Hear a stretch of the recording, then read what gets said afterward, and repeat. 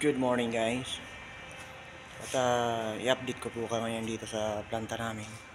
At ngayong oras guys ng umaga ay alas 5:45 ng umaga. So pumasok ako ng alas 5 pasado. Itong pula pa nga na mata na. Katapos lang maligo. Lang kasi walang kuryente dito guys. Hindi, may kuryente pero wala palang ilaw kasi nga renovate oh.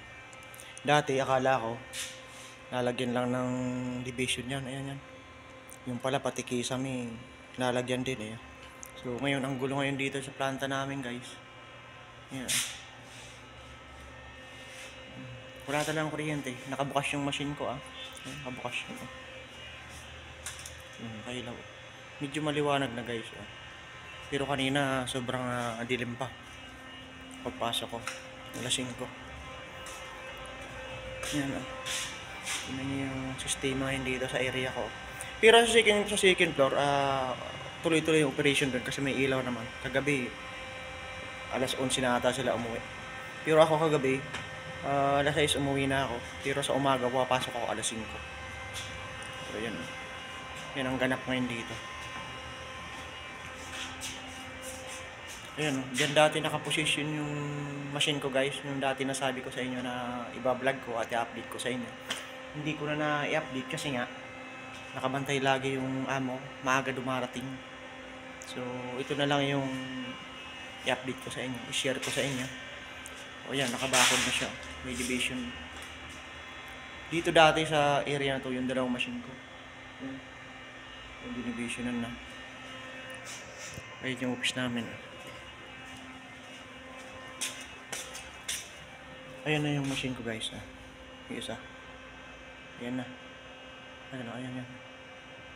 Ayun, nakatumbok na ron sa nakagitna ng dalawang aircon. Dito na yung division. Yan yung sistema ngayon dito. Ang gulo. So, kailangan natin ng mag-mask kasi sobrang alikabok dito sa loob guys. Alam niyo yan. And siyempre, renovate. At may issue naman yung natin, yung busing natin na tawag dito na face mask. Magmamask tayo. Yan ka lang.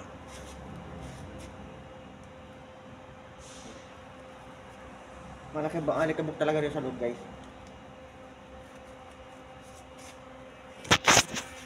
So kailangan natin mag-start na kasi ang dami kong rush na trabaho. Nakita nyo guys to.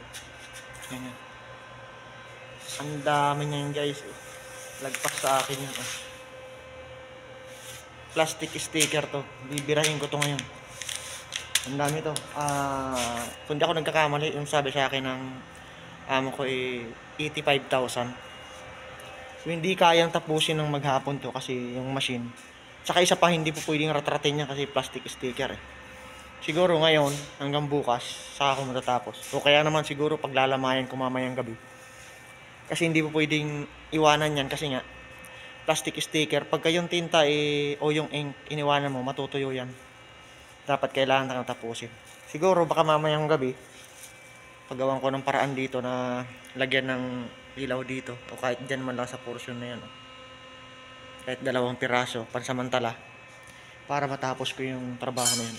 Ang dami kong trabaho guys. Tambak yan. Ay, ito pa Ayun, nakapondo na yung plate niyan. Ang kapal niyan. Yan. Yung gawin ko ngayon.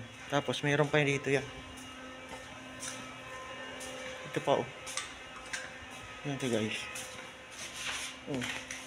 Isa, 2, 3, 4, 5. 5 pero ang mga rani niya maramihan guys. Maramihan to. Ayun, masira na yung plancha Nalaglag. Ang gulo kasi ng amo ko kung saan nalagay yung mga plancha Bahala sila.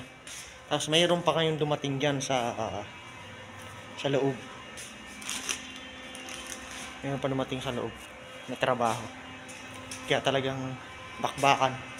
Ito yung space dito sa guys, sa gilid. Ang gulo pa. Pero ayusin ko rin naman yan pagka okay na yung kisame at wala na gagawa rito. Sa ngayon, ganyan muna yung sistema rito. Pag may mga ganyang kalat, walis-walis na lang muna. Kasi wala talaga eh. Hindi mo pwedeng kahit linisin mo yan, maya-maya mayroon na namang itatapon. Kasi nga, di pa tapos mag-installation ng lalagyan ng kisame yan. Mayroon pa rin sa dulo. Yun.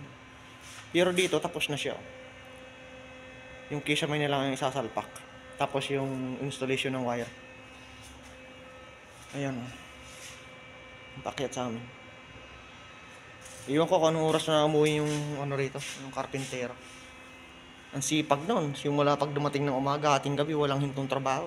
Maliban lang sa pagkain niya. Tuloy-tuloy.